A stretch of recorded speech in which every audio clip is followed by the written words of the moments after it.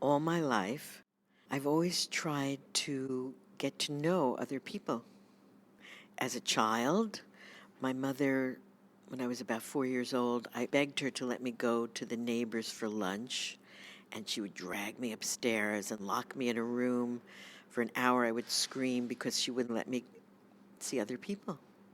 So it's natural that I eventually became an actress and then a psychoanalyst and a drama therapist because of my intense natural instinct about other people. Also, I've always had an artistic yearning, so I remember my first awareness of being artistic and creative. I was about 5 years old, and I had done this amazing, what I thought was the most beautiful finger painting in the entire world. And I was so proud of it, and I went to bed, and I woke up in the morning. My brothers were 14 and 20 years older than me, and we all lived in this little apartment. And my brother had thrown it out because I woke up and I said, "Where's my painting?" And he said, "Oh, I threw that out."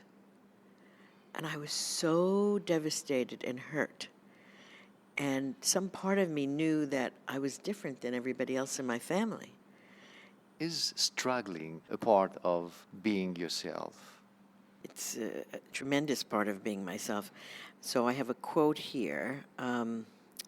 After all, loss in one area compels us to compensate in others.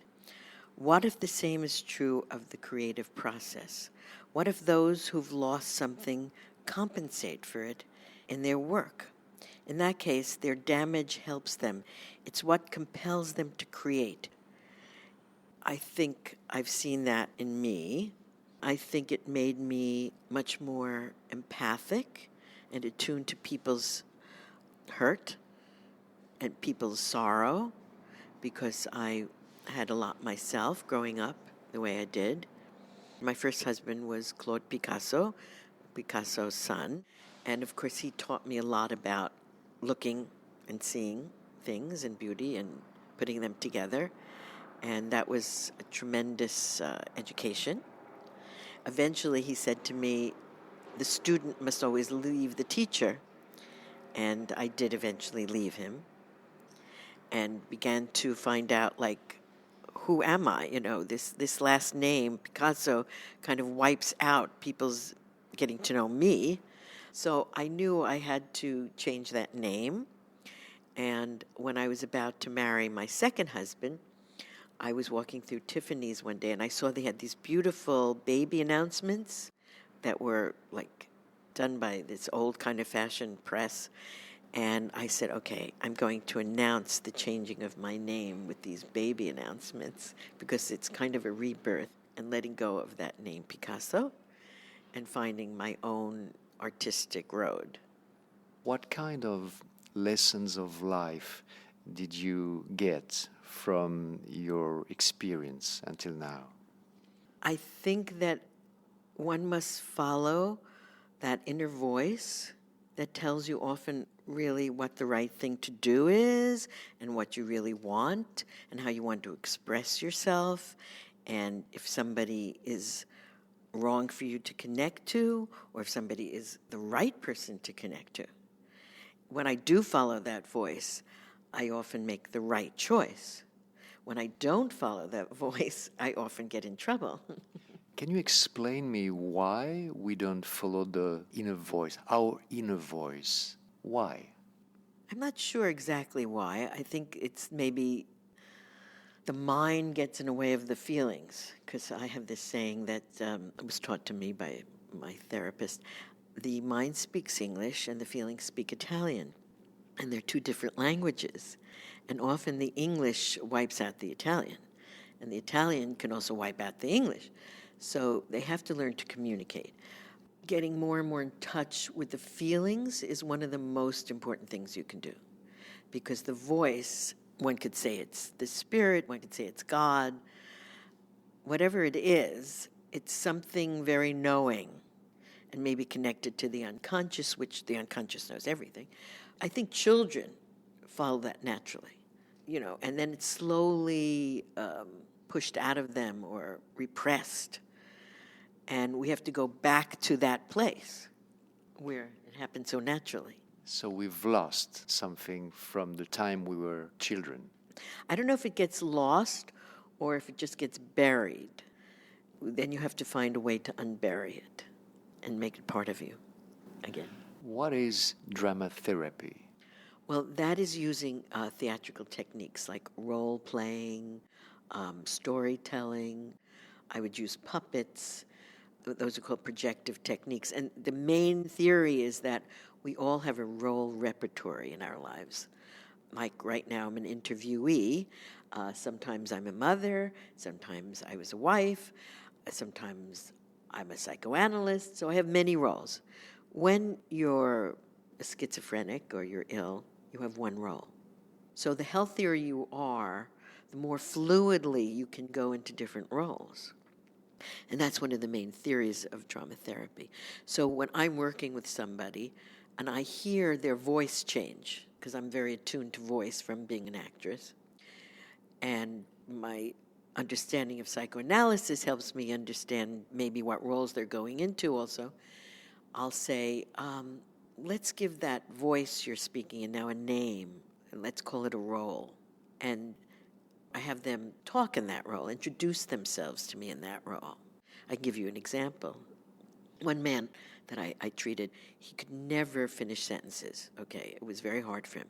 So one day I said to him, okay, what role are you going? What can we name that part of you that doesn't finish the sentences? And he said, the Cleveland Strangler. So I had him talk as the Cleveland Strangler, and we found out that really was related to his sisters and mother who never let him finish his sentences and were very controlling. So then as the therapy progressed and our work progressed together, when I would hear that happening, I'd say, oh, this Cleveland Strangler is here. Let's say hello to him. Eventually, he began to finish his sentences. So if I understand, drama therapy is about putting words on the experience. Well, it's words and feelings connected to one of the roles that you haven't really fully explored, but which may be restricting you. And when you can suddenly pretend to be in that role, it's less threatening. We call it a projective technique. Like if you have a puppet be part of you, it feels less threatening than if you were to express it in an intimate way. So once you can see it outside of yourself a little, it's like taking something out of a closet that's dark and putting a light on it, and then it becomes more knowable and less threatening. Why storytelling is so essential to drama therapy? Well, because we all are made up of stories, and characters. And what did Shakespeare say? We're all actors with our entrances and exits. People are always fascinated by stories. I mean, films, plays, even paintings are stories, poetry. So it's just one of the techniques. And it's a very creative process because I give somebody some postcards and they make up an imaginary story, but underneath, unconsciously, they're expressing parts of themselves without realizing it. So it's a safe way to do it. Sometimes when we don't want to know things about ourselves, we all deny certain parts of ourselves. This is a way to free that up and to feel, like it's safe to expose this part of myself. I don't even know I'm exposing it. And the creative process allows that freedom. Do you know where all these scenarios come from? Our unconscious knows everything. That's why one of the most fascinating parts of my job as a psychoanalyst is the dream work. I mean, dreams tell us everything. But, they're very symbolic and metaphors. And I've, of course, been trained how to help read them. And, of course, I get a lot of information from the patient because what a rabbit means to me, it means something else to somebody else. So I have to get that. What is that symbol to that person? We're all like incredibly creative artists when we dream. There are so many scenarios, and people say, I had this dream, but it doesn't mean anything. It was stupid, it was silly, it was ridiculous, it was crazy. but there's always meaning in it. And that's where my artistic talent comes out and my intellectual talent comes out in interpreting these dreams. How can you be sure that you don't mix your own scenarios with those of your patients? Excellent question. Well, that is something that I went to a group for 9 years to make sure that I wasn't projecting my own feelings or my own issues onto the patient. For example, I'll give you an example of it. I had this male patient. He was very critical of all the women and himself. So he came in and he would always criticize something in my office. And I was beginning to feel very angry at him. So I presented his case at this with the other psychoanalysts in this group that I was in. And I realized by presenting him that he was reminding me of my critical brothers and my father. So I had to separate what was him and what was me. And once I realized that, when the next time he came in and he criticized a new little thing that I had in the office, and I said to him, do you notice when you come in that you criticize things here? Well, that opened up a whole story for him. And he said, yes, somebody said something to me the other day, and we went into why he does that. But I couldn't have done that until I had seen my own issues. So that's a very good question. And as a psychoanalyst, you have to always be conscious, try to be conscious of that. As I understand, as a therapist, you need someone else. Well, that's why I had 20 years of analysis. So I know myself pretty well. And at the same time, then I went to this group to make sure that I understood further how to be aware of not imposing that on patients. I'm not saying I'm perfect, and it could still happen, but I've had a lot of training about it. You say, I know myself. How can we know that we know ourselves? Well, I think when you've had a lot of therapy, it doesn't work for everybody. There are people that have lots of therapy and are totally defended against knowing themselves. I mean, I know some very crazy therapists who, it's amazing to me. It's like black holes, and they just go right there. How do you explain that? It's very mysterious. I think that denial is so powerful, and people's defenses are so powerful, and some people more than others. I mean, I think we're born with some ability to be more open, some people more than others. Some people are more damaged. It's very mysterious why some people can see more clearly about themselves than others. I can't really give a full answer to that because I've seen many examples of it. Like, as I said, it's like a black hole. I know this woman who was very bright, very in tune, and yet she was the worst singer, one of the worst singers, and thought she was a great singer. She was a psychoanalyst, a music therapist, right? And could not accept or even be aware of how badly she sang. I found it amazing, great mystery. I can't fully explain it. I keep working on that myself. I think it's a life process. To do that, it's very exciting. And I find it helps me with my relationships, my work with the patients, with my creativity. So I think that's one of the great things about getting older. If that happens and you see progress, you see more and more that you're freer and you can have more of what you want or need in life. What is the most creative aspect of your work as a drama therapist? When I have them, put the puppets on their hands and name the puppets and have the puppets talk to each other, and then we de-roll, and then we go into, and I help them see which parts of themselves are like those puppets and what they're expressing.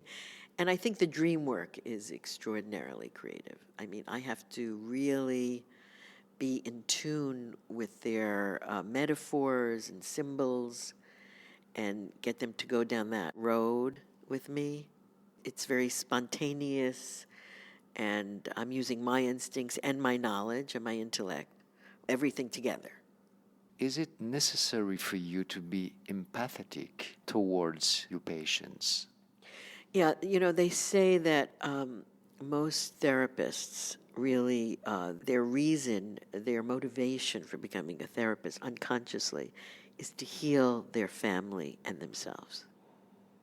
And so, because of having experienced pain in my family, rejection, pain, criticism, when I was a little girl, my mother, she had me call the ASPCA to come kill my cat because the landlady wanted my cat away.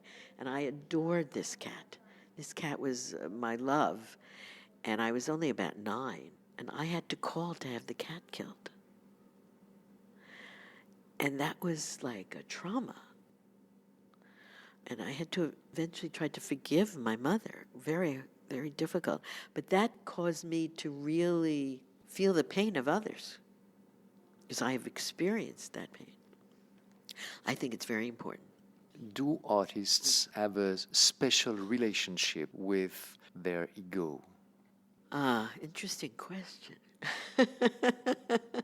I think artists are different because they're different people, but I think they have to have a very strong ego to put themselves before anything else sometimes, or some are egotistical and don't care about other people that much, or narcissistic. Others are more empathic. Others are able to, have strong self-awareness and needs and still care about others. I think you can't put all artists in the same basket. We know Van Gogh was probably bipolar.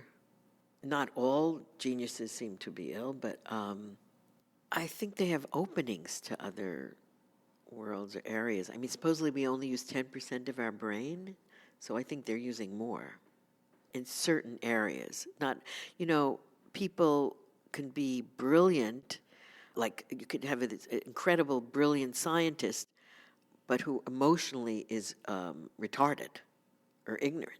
So, one area can be overly developed and another area underdeveloped. It's, fascinating. I mean, I heard a scientist once say that they said to him, well, you're studying black holes. That's so difficult. And he said, oh, it's nothing compared to the human brain. Do you want to ask me a question? What has propelled your interest in the creative process? Every time I interview someone, I try to make the connection between what the person is talking about and my own experience. It's like opening a door. It's like having another angle on my own experience. And the questions I'm asking, it's really the question I'm asking to myself. Wonderful, thank you. I'm going to leave the space for a few minutes, keep the microphone, and add whatever you want to the interview. This has been very interesting and exciting for me to express myself. I also know that I must keep creating. It's a drive inside of me that needs to be expressed. Why, I'm not so sure, but I know that it's there, and I feel happy that I have that drive. And it makes me sometimes feel I'm different from other people, and at the same time, I'm happy that I have that. But there are people I'm with that can understand it, and then there are people who don't understand it and who aren't like that. And I've come to feel more and more accepting that that's all right. And that is been a challenge since I come from a family in which I was different and I was much more of an artist than they were. So I feel so happy today that I could express that part of me, and that Philippe really was open to hearing that part of me and accepting me and was receiving something important from my experience and who I am.